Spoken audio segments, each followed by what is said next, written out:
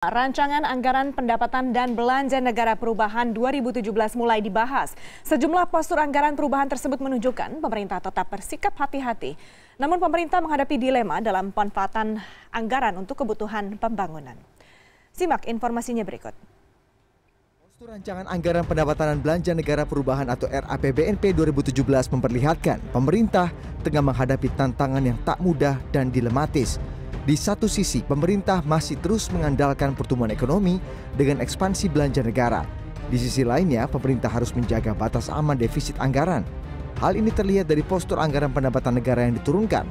Target penerimaan negara dalam RAPBNP 2017 mencapai Rp1.714,1 triliun.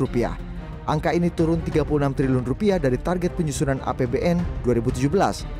Penyebabnya adalah penerimaan negara dari sektor pajak diprediksi meleset dari perkiraan awal.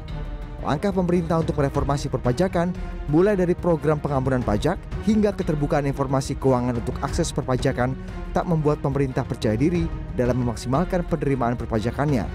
Tindakan ini tercermin dari langkah pemerintah yang menurunkan target pendapatan pajak sebesar Rp48 triliun menjadi Rp1.450,9 triliun.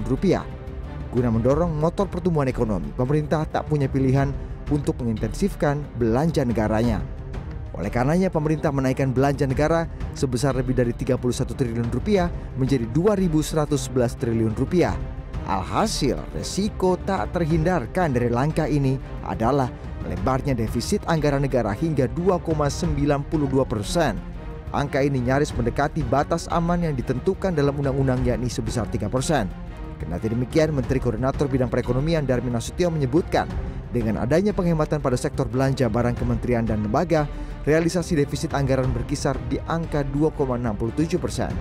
Mau tidak mau, suka tidak suka, pemotongan anggaran merupakan langkah realistis yang wajib ditempuh guna mengerem defisit anggaran. Melalui instruksi Presiden nomor 4 tahun 2017, anggaran sejumlah pos kementerian dan lembaga dipangkas dengan total nilai pemotongan mencapai Rp16 triliun.